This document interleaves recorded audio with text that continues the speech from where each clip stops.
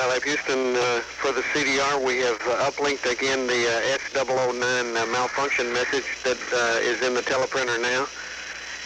And I have a message here that I'd like to read to all three of you guys if you're in a listening mood.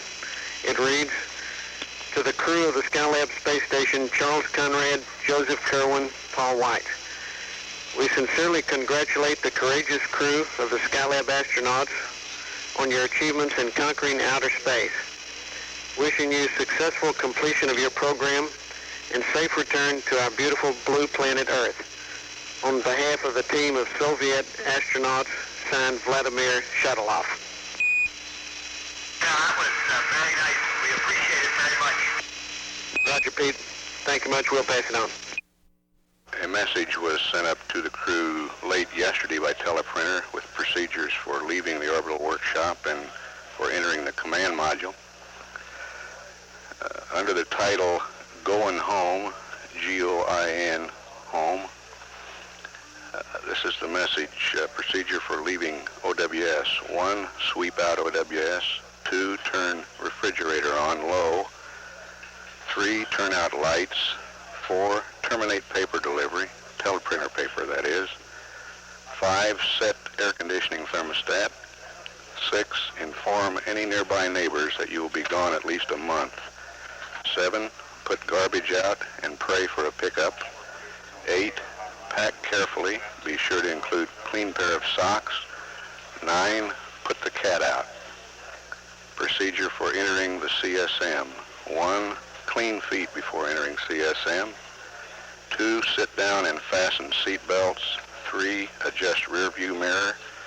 4, release emergency brake. 5, exercise particular care in backing up.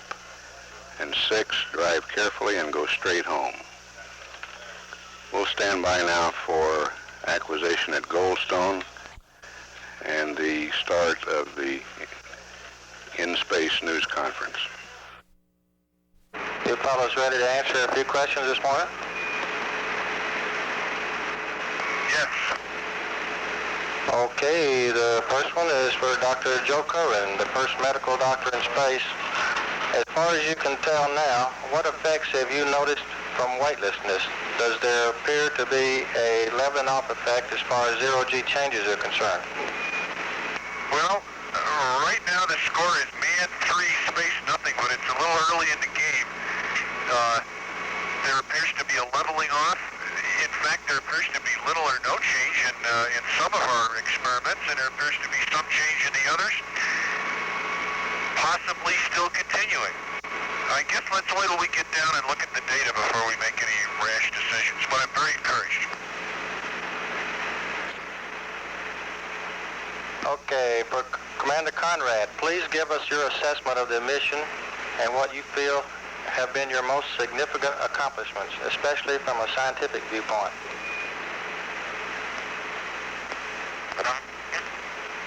I guess our most significant accomplishment from the point of view of where we started this mission on May the 15th was that we have now, I would say, a 90% up operating space station to turn over to the SL3 crew, and probably even more significant in my mind, and also to go along with what the doctor said, but I'll have to wait until the people on the ground look at our physical data. I believe that man has once again proved that he can operate efficiently, well, and happily in space in the operation of a space station. Now, I think that also contributes to the scientific end of the thing. I have no idea what they're going to find on our data. We did get a flare. We've operated the ATM. We've operated all the experiments to the best of our ability. All of them we didn't do perfectly, but everybody has a learning curve. I think we improved the timeline, and only time will tell the exact scientific return from the experiments that we've performed.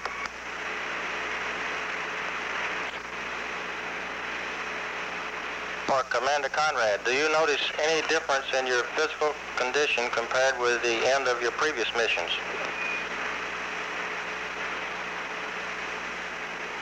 Well, again, it doctors may make me eat my words, but I have the feeling at the end of 28 days that I'm going to be in better physical shape than when I came back from any one of my 3 previous flights, except maybe Gemini 11, which was too short duration. I'm certainly right now feeling one heck of a lot better than I did at the end of 8 days at Gemini 5, just say before retro fire at Gemini 5, because that was complete confinement. And I now have a 28.5-inch waist, and I started out with about a 30, and I've lost a little around the legs, and I don't believe I've lost any in my arms. I think that with the bike up here, which I found that I absolutely have to ride every day and want to ride to get exercise, I think I'm in as good shape right now almost as when I left on May 15th.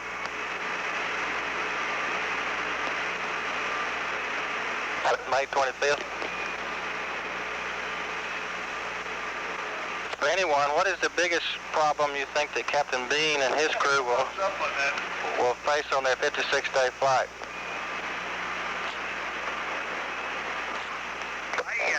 We've been trying to kick around it. I can't put my finger. I don't think any of us can put our finger on anything. I think the fact that Captain Bean and his crew are 3 individuals different than the 3 of us.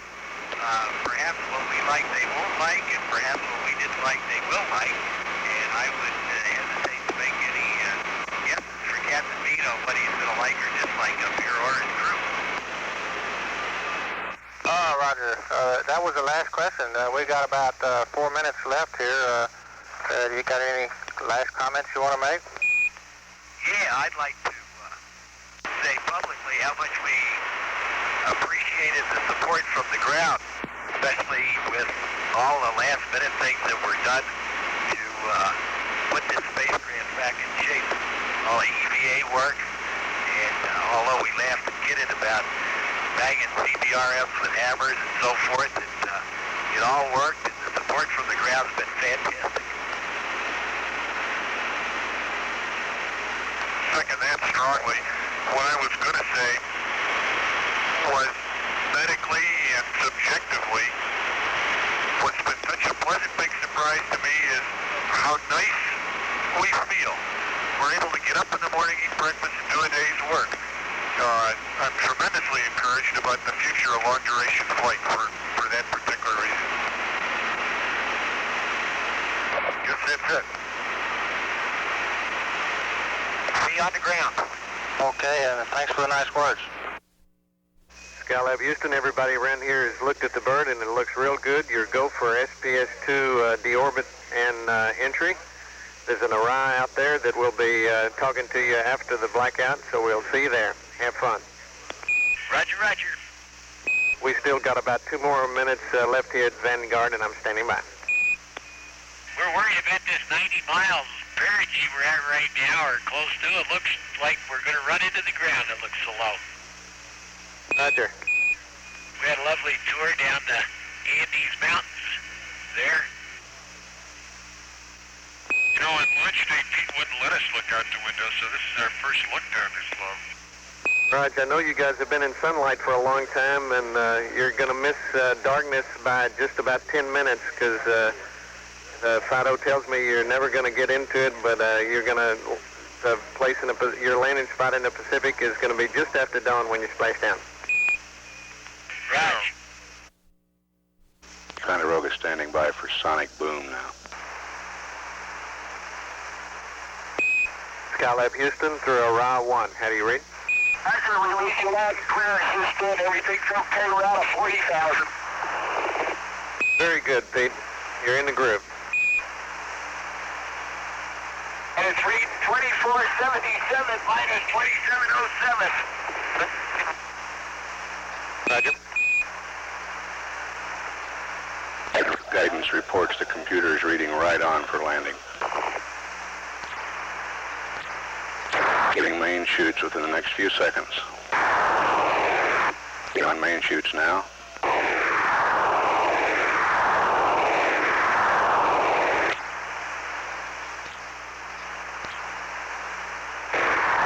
Recovery, Skylab. On the mains, everything's okay.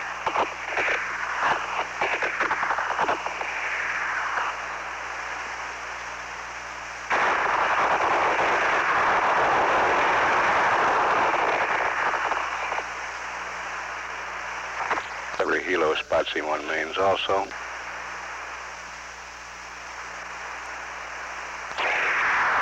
Roger, 0552 1 corner.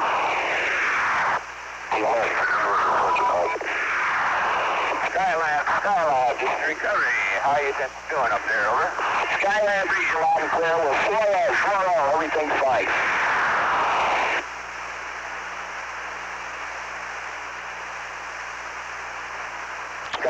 Skylab, this is recovery. How you doing up there, over? Recovery. Skylab, how do you read? This is recovery, loud and clear. How you doing? Right here, we're in 3 good mains. Roger, you looking good from here? We're about 3 miles to the northwest here. Okay, we're out of 4,500 feet. Everything's good. Recovery, this is Ticonderoga. Request you carry Skylab for computer readout. This is recovery. Roger, Skylab, can you give us a computer readout, over? Skylab, say again. Roger, do you have a computer readout, over?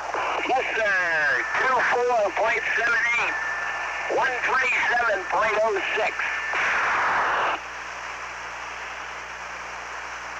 Ticonderoga. Ticonderoga, Roger, out.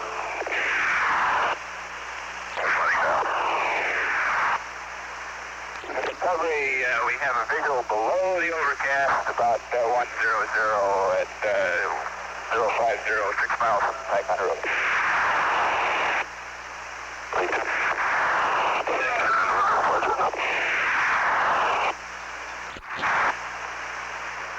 Recovery, splash down, and it looks like stable 1. Ticonderoga, Roger, out.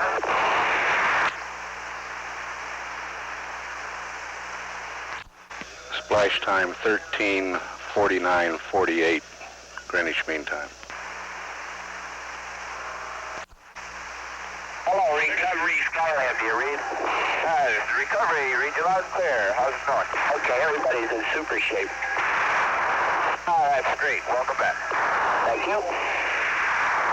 That's an EOS team is deployed. Ticonderoga, you read Skylab, over? Recovery, Ticonderoga, request to repeat, over. Roger, Skylab reports everyone's in super shape, over. Ticonderoga, Roger, out. They're going to climb out. And what we thought was going to be a 15 or 20-minute interlude isn't going to be at all. Elrich opened the command module hatch. Out comes Pete Conrad, commander of Skylab II, back from a successful 28 days in space, and the band of the Ticonderoga strikes up, anchors away, saluting these 3 American astronauts, all naval officers. They begin their walk.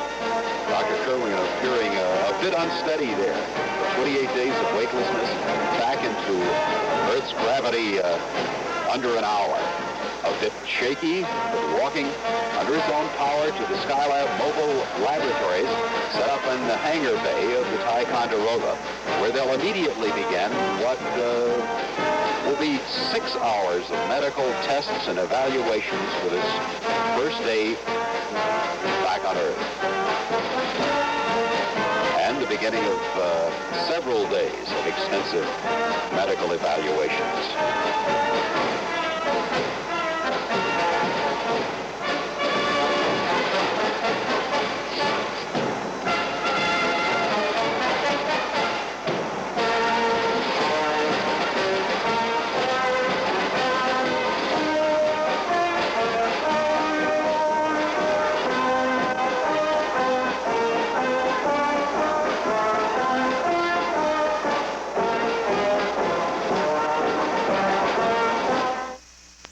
Skylab Control. Here in the Mission Control Center, cigars are being lit, a lot of hands being shaken, backs being patted. On the big forward screen, a replica of the Skylab crew patch, and these words, Skylab I/II, mission accomplished, a tribute to the combined abilities of NASA and all support contractors who surmounted problems to begin a new era of scientific achievement.